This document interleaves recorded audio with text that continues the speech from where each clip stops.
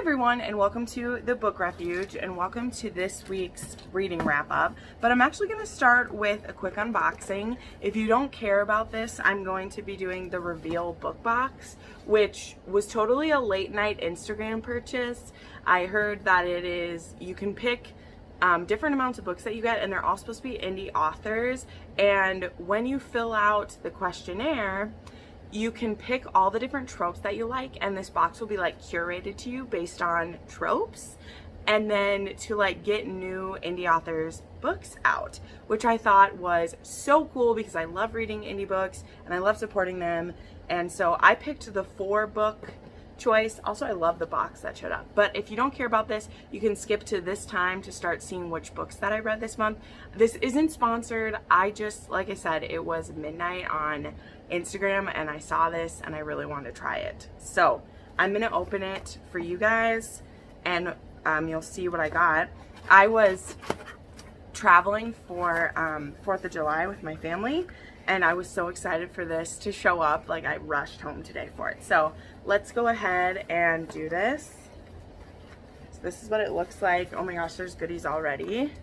So this one says the Romance Reveal Book Box, which is super cute. This is just a bunch of questions. There's a pretty little sticker, so let's go for it here. So here's a welcome, and it's just telling about their Instagram and like the hashtags to use for it. And then there's some bookmarks in here. Pretty, lots of studly men. This one's signed by the author, J.W. Ashley. I'm so excited to like find new authors.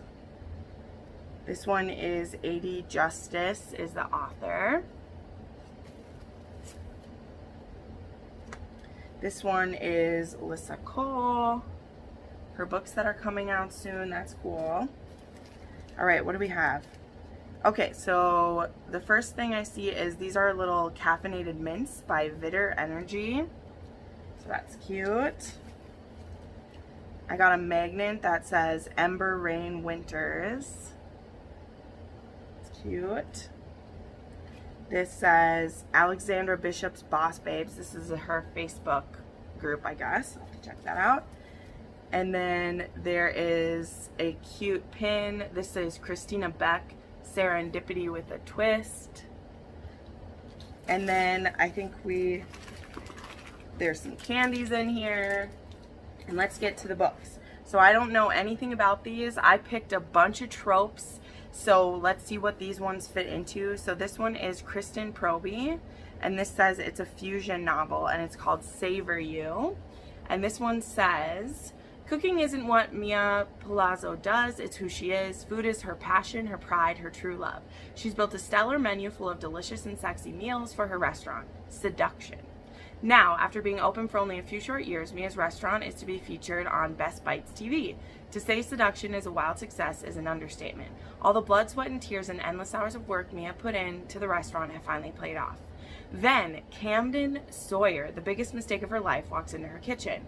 Camden's celebrity chef status is world-renowned. He's the best there is, and the kitchen is where he's most at home.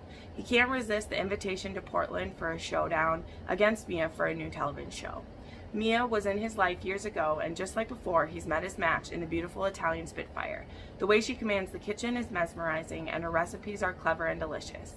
He's never had qualms about competition, and this is no different. He can't wait to go head-to-head with Mia, but can he convince her the chemistry they share in the kitchen would be just as great in the bedroom?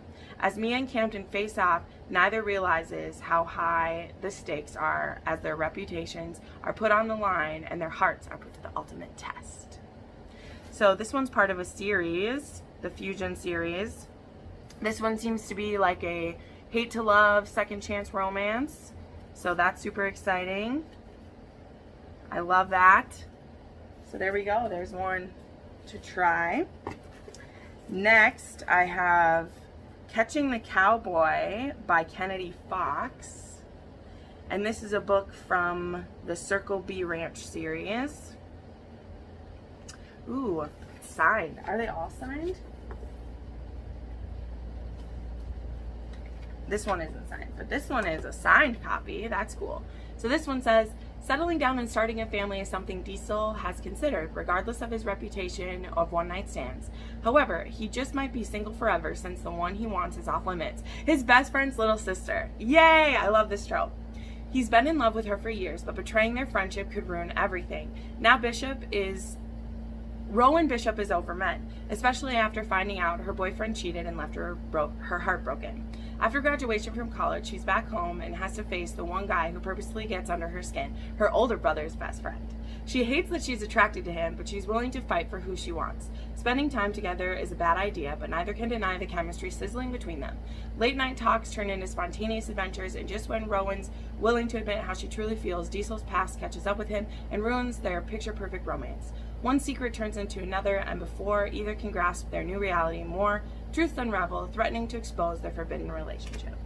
I love that he's wearing pink plaid, and I'm really excited to try this one because it's a best friend's little sister, and that's exciting. I just saw one of these in here. I'm super excited. Yay. Okay, so the next one, this is the J.W. Ashley, and this one's called the Lumberjack Effect. Ooh, I'm liking all these rugged guys on the cover. I'm so into it. Let's see. This one is signed as well. It says #BeardBunny. That's awesome. Okay, so this one says, Lena Garza has a secret. 5 years ago, she had the best sex of her life with a stranger. That night turned into 2 blissful weeks where it felt as though their passion would never end, until Graham walked away without a backward glance. Now, Lena finds herself uprooting and moving his state away to confront him. Unsure how he will react when she confesses a heartbreaking truth she's not sure he will accept. Facing him will be the most difficult thing she's ever done, and could prove to be the biggest mistake of her life. After all, she's betting a whole hell of a lot on the man who used to be. Well, I will 90% guess that this is probably an unexpected pregnancy book, since, you know, why else would she be moving a state away to confront him 5 years later? That's my guess, right? But that's okay. I don't mind those too much. I'm not a huge fan when they're like a secret, but if this one is like a reason, like if he moved away and she didn't know how to find him, like those kind of ones I don't mind. But I don't like when it's a secret baby and the person purposely keeps it a secret. That's not my favorite trope, but I do like second chance romances, which is probably why this one came. And I'm really liking the effect on the book. Kind of matches my nails. So far I like that these are like the same size. And then this one, which I've been seeing all over, and I love this author. I love this author, so I'm super excited. So this is My Brother's Billionaire Best Friend by Max Monroe. So it looks like I got 2 brothers best friends and 2 like second chance romances. So that is cool. I like all of this.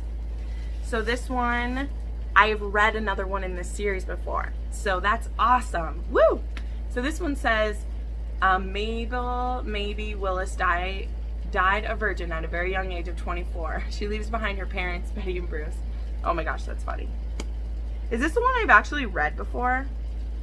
Because I can't remember. But it's a signed copy. So, okay. All right, so anyway. Oh, I think I have read this one. Okay. I thought it was the new one in the series, but I don't even care because I don't have a copy of it. And the fact that like this curated box would send me a book I already love, like I don't have a problem with this at all. But anyway, so the back of it is, okay, so I didn't die, but I might as well have. 1 minute, I'm a woman trying to find her way in the world, and the next, I'm the sender of 6 of the most embarrassing text messages that have ever been sent in the history of time. Or the cell phone, whatever. We're talking code red, send a flippin' mayday, the apocalypse is coming kind of text. And I didn't just send them to a random person I'll never see again. No, that would have been too easy. I sent them to Milo Ives, the man who played a starring role in my teenage fantasies and my brother's lifelong best friend. And boy, oh boy, has he grown up.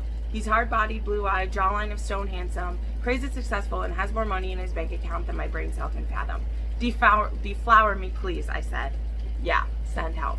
So, I'm not sure if this is the one that I read or not. We'll have to see when I try to read again, because I think I remember the name being Maybe, but I know that I really liked it if I didn't. So, yay! So those are the 4 books that came in mine. You can pick either 1, 2, 4, or 6 books to be sent based on the price point, and I believe that I paid $40 for this box, which is fine with me because there's 4 self-published books. One of the authors I'd heard before. I think I've heard of Kennedy Fox before as well, but I've never read anything, and I'm really excited to try this. Like I said, you can pick like any of the tropes. You get to pick the tropes you want sent to you, and I just think that's so cool. So I don't have any codes for this. Like I said, this wasn't sponsored post or anything, but I thought it was cool and I wanted to try it as a romance lover. So let's get into my weekly wrap up because we got a lot of stuff to talk about on that end. So I will go ahead and get into this. I read 16 books this week. A lot of them were on Audible Escape. And I also started some fun new series this week that I'm really happy about. So I read the entire run of Ivy Smoke's series. I'm sorry about the loud noise, but it is super hot in here and I have to have the air conditioning on. So I read the Hunted series by Ivy Smoke, which kept popping up on my Kindle as a requested book. And usually they wear me down eventually, and I try those books because they were all on Kindle Unlimited and Audible Escape. So why not? So I read Addiction, Eruption, Devotion, and then the spin-off series is A Light in My Darkness, A Whirlwind of Color, and This Is Love. So I did read Tempted last week. I talked about this. Started out as a age gap. It's a student and professor romance. It is really passionate, really bananas. It's definitely a twist of like a 50 Shades or almost a Twilight type of thing, just because like he's so ridiculously wealthy and there's a lot of tension in the beginning, but once the relationship gets going, he's one of those like, I will give you everything type of heroes. And so the thing was I was really into it for the first 3 books of the series. Like I liked the original trilogy because our heroine messed up a lot, and I liked that she wasn't perfect. I liked that he wasn't perfect, but they just lied to each other a lot and about stupid stuff, and it really started to drag on me. And so then when I saw that there was like a sequel series that started a couple years later, I did that, and it was about them like having kids together and stuff like that, and I was like, oh cute, let's do it. But it just was too much for me, and so the ratings of the series went down and down for me until I was like, ugh, why am I reading these books anymore type of thing. So the original trilogy of this I had a fun time with, like Tempted, Addiction, and Eruption. I really liked those, and then it kind of went downhill. I read Her Ladyship's Companion by Evangeline Collins. This book is, here I'll show you a beautiful cover of it. This book is a Lady Isabella Sterling is in a loveless marriage. It is an abusive marriage. Warnings for spousal abuse and assault. Big time. This is a dark historical romance, but it's also beautiful, and I cried ugly tears. So she's been in this marriage for 7 years, and she was put in this marriage because she was caught with a stable boy. And so her older brother, who is loving but very stern, he marries her off to this lord, the one that she's married to. And this lord is impotent. And he's very angry, impotent because of it. It's not cool. And her friend, I think it's her friend or her cousin, suggests that, yeah, it's her cousin, suggests that she take a lover. And in fact goes one step further than that and actually employs a male escort, fancy man, whatever you call it in the time period, to come and stay with her for 2 weeks. And it starts really tentative, and we meet, what's his first name? Gideon Rosedale, who is said escort, and he gets sent to this estate, and with the directions that he's just supposed to be her companion and see if she wants it to go to sex or if she just needs someone to be kind to her. And he doesn't fully understand the situation that he's walking into. but he has his rules.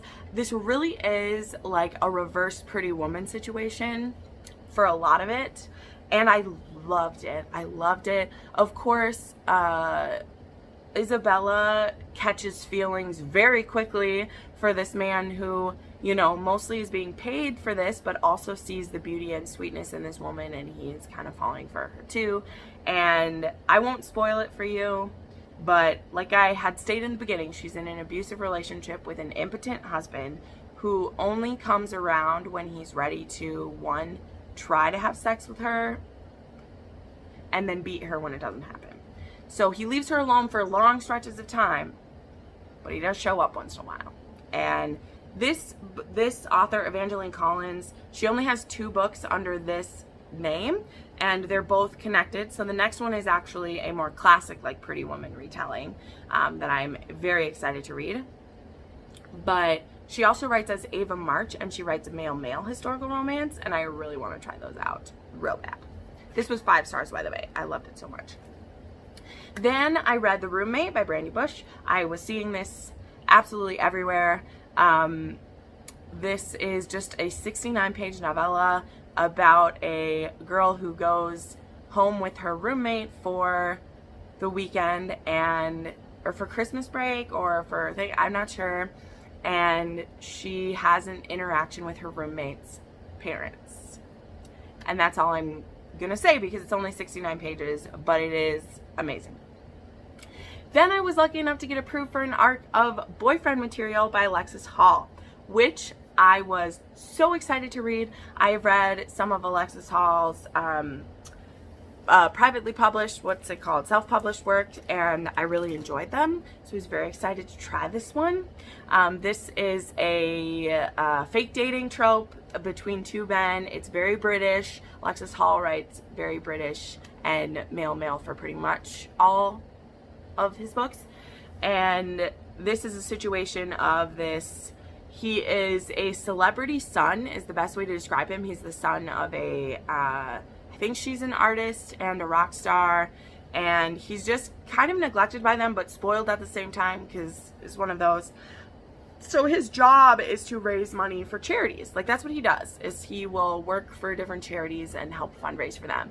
But when he becomes a little too notorious for getting around a little too much, he is in danger of losing his job because they're like, you're not going to help us raise money if you're being a philanderer and all these things. So he decides that he wants to get a steady boyfriend who is very, put together, straight-laced, so that he can look like he's getting his life together.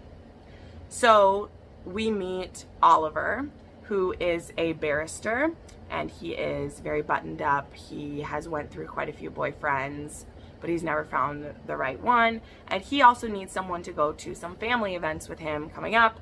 And so a fake dating arrangement is born. So here's the thing, couple things. One, I thought the chemistry and the start was good because there's been a history between the two before. They've interacted and things didn't go super well. So it's not really a second chance romance, but it's got that like a bit of animosity from previous interactions are in place. And the things that I didn't like though were that this was a slow burn and there wasn't enough sexy time. And I'm just being honest with you. I've read Alexis Hall's other works and they are chock full of smut and it's beautiful. He was someone I read at the very beginning of my male romances, and his book For Real had me weeping. Like, I wept while I read that book. It was so sexy and beautiful and painful. And this book also has some of that, but it just, because this is going to be a traditionally published book, I feel like he played it safe. I'm just being honest. This read as women's fiction that about a gay couple. Like, it has the same things that annoy me about a women's fiction novel annoy me about this one, and I just wanted more. So I think you'll really like this. Maybe if you want to try a male-male relationship but you don't want, because it's a lot of fade to black.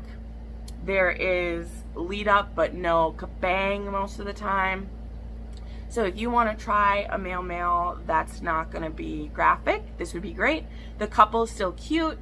but also I wasn't a fan of the ending. So I ended up only giving this book 3 stars, and it made me really sad because I was looking forward to it, and when I got approved for the ARC I was so happy, but it just didn't work for me, and it was sad.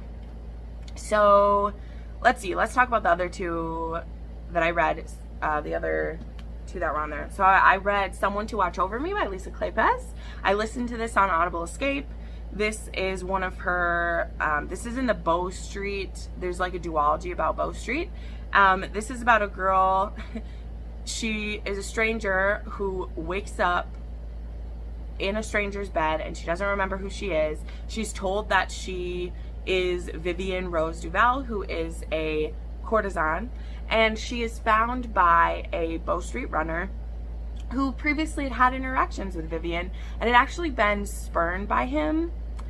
And well, he decided he didn't want to be with her, but she lied and made him kind of look bad. So he doesn't have the best intentions I mean, he wants to find out who hurt this woman, because it's clear that she was found in the Thames. She was almost dead.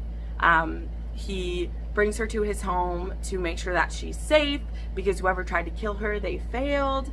But he decides to tell a lie to her that will make some of you uncomfortable. But if you love Lisa Kleypas, I think you have to trust her, because Lisa likes to have a man who is not super likable to you and win him over to you. And Grant Morgan was won over to me. I love that he is a common man. I love that he worked his way up to the position, the job that he has. I love that he is protective and strong and is a, you know, law-abiding man. And I loved him. But this was a hard one to read because he tells a couple lies that could be seen as pretty despicable. But also his comeuppance is awesome. Like, I really, really loved it. But I can see why this one would be hard for people. And like the great Sarah McLean would say, even the worst Lisa Kleypas book is one of the best books you're going to read. And I don't consider it a worst. I don't have a worst Lisa Kleypas. And I really enjoyed listening to it on audio. It was great. Then I also read The Clan Mackenzie Gathering, Jennifer Ashley. This is another novella in the series, mostly focusing on Ian and a crime that has been committed, and I loved it. It was great. I read Zenny by Rebecca Witherspoon, which everyone was talking about, and I was very excited to give it a try too, because this has 2 bisexual love interests, a really hot Scot, and then this African-American woman named Zenny, who is left her aunt's inheritance with some conditions. One of the conditions is that she needs to marry this hot Scot and at least be married for a certain amount of time to receive her inheritance, which is very substantial. And her and this Scot, they have chemistry right away, but she's not sure that she wants to remain married. And this book has pegging in it, which was why I purchased it. I also love Rebecca Witherspoon. And it was really good. However, again, this one just like drug on for me. Like, there was family secrets that were going on, but I feel like the family secrets were shared right away. And then there was just a lot of like, I wanted these 2 characters to be together more. And there just wasn't like enough. Like, I didn't feel the compelling grab to each other the way I did with Rafe. I loved Rafe, but I love seeing these African-American women in such like cool roles, and like I loved Zenny and I loved her chemistry with Mason. It just didn't give me everything that I wanted out of it. So I ended up giving it 4 stars though, because it was fun. I also read Taken by the Huntsman by Minstrel Dawn. This is a fantasy romance that includes the fated mate trope. It includes the captain of the hunt, who's called the Huntsman, who is a fae. He is chasing down a fairy criminal through the human world, he meets his mate. And not all fairies have a mate, but he meets his, and he immediately knows. And once you see your mate, you both become like well, number one, like, you feel it, but the mate becomes like marked by it in magic. So he can't leave her in the human realm, because if any of his kind were to see that this is the huntsman's mate, even though he hasn't claimed her, she would be in danger, because he is a very like powerful creature within fairy, and people would use her as leverage against him. So he kidnaps her and takes her to fairy. However, I love how this book is written, because besides the point where he has to take her literally for her own safety, a chipmunk was just staring at me, that was funny. He gives her a choice in every interaction between them. The consent in this book was amazing. Again, besides the initial, like, he has to take her to fairy, he and her have such a great relationship. This has BDSM elements in it. I guess the whole series will. I will be reading this whole series. I'm so excited for it, because I'm trying to build up more his fantasy romance recs for you guys. I know you love them. I love giving them to you, but I have to have enough recommendations to give. And this one was really fun. And there actually is going to be more, like, there's one about the summer court and one about the winter court that are out already. And I really, really liked it. There's a good amount of magic going on. Again, there's also pretty good communication between them. There's some things that, like, the huntsman just doesn't understand how to explain. But I really loved it. It was really sexy. It was really fun. And I really want to read more of the books. So excited. And then the last 3 books I want to talk about real quick is that I started the Immortals After Dark series, because I'm trash. I've been buying them from Audible, because they're only, currently they're only each $10, which, you know, is still a good amount. But I love the narrator, Robert Popsicle. I'll put up his name here. I don't know how to pronounce it. So I listened to A Hunger Like No Other, which starts it off where we have Lachlan, and I can't remember the girl's name right now. I'm blanking. But she is a part Valkyrie, part vampire. And Lachlan is a Lycae who has been tortured for the last 150 years. And he escapes, and he starts feeling this pull to his mate. And now his mate, she's very young for a mortal. She's only 70 years old. So she's like a baby. She's like baby in their years. And that's why he never sensed his mate before, because she wasn't born before he went to prison. And Lachlan breaks off his own leg to get out of prison and find her. And then he's very rough and, like, cruel to her in the beginning, because he realizes she's a vampire, and, like, that's not kosher with him or his people. They are against them. All their, you know, everybody's fighting the vampires. But it was so good. I don't know how else to break these down. You can find someone else who's better. I'll maybe have more to say once I read more of them, but I really loved it. I loved the animalistic nature of him. I loved all the rituals that go with it. I loved watching the female character gain confidence, because he really just, like, bowls her over in the beginning. He's very controlling. He, you know, there's a part of that of, like, with your mate, you, like, must have them with you, but also she's a vampire, so he's not being very good to her. And so he does all these things, and he's really stacking up a bill for himself. Because when all these things are said and done, and she feels more confident in herself, she's going to hold some of these things against him for what he's said and what he's done and how he's treated her. And I really like that, because the second half of this book is a major grovel, and it's awesome. And then I read No Rest for the Wicked, which is book 2. And this book is about a vampire named Sebastian, who he has never fed on a human till they died, and so that's what makes you kind of like an evil vampire. So he's one of the I think it's called the Forsworn. What's it called? I don't know what it's called. It actually should be in the front of the book, because they tell you what everything means. The Forebears. He's a forebear, which means he also fights the evil vampires. And one day, Katerin, who is a Valkyrie, she is a soulless, pitiless Valkyrie, she is sent to his castle to kill him. And when they meet, the earth shakes, and the vampire hears sounds. He hears sounds like the earth moving, and Catherine realizes that she's his mate before he realizes it. He's been told that there's such a thing as a mate, but he's really just been living in misery for a very long time. And then she leaves him. And so he finally has a reason to live, and he pulls himself up by his bootstraps and he goes after her. And now Catherine is about to participate in this game that's kind of like the Amazing Race, and there's like prizes and stuff that you get. And so he enters it too, because he is going to have her. And it's so good. There's so many more things going on. The thing about these series by Kresley Cole is that for all that I've said about how like domineering the men are in this one, the women get to accept or reject a mating bond. So in ways, like, the men need to be careful how they go about being possessive and domineering about this, because the women have a say in whether this happens or not.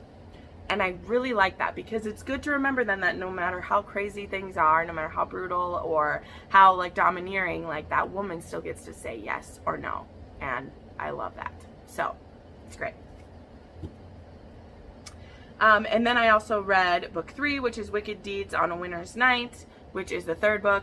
And this takes place like at the same time as this one in the beginning. So it's about some other people who are competing in this amazing race. And one of them is Bowen McGreeve, who is the cousin of the first hero, Lachlan. And then someone named Mariquetta the Awaited, who she's only 23 in human years. Like, she hasn't went through her change yet. And she is like the leader of the witches. And this one was really intense too.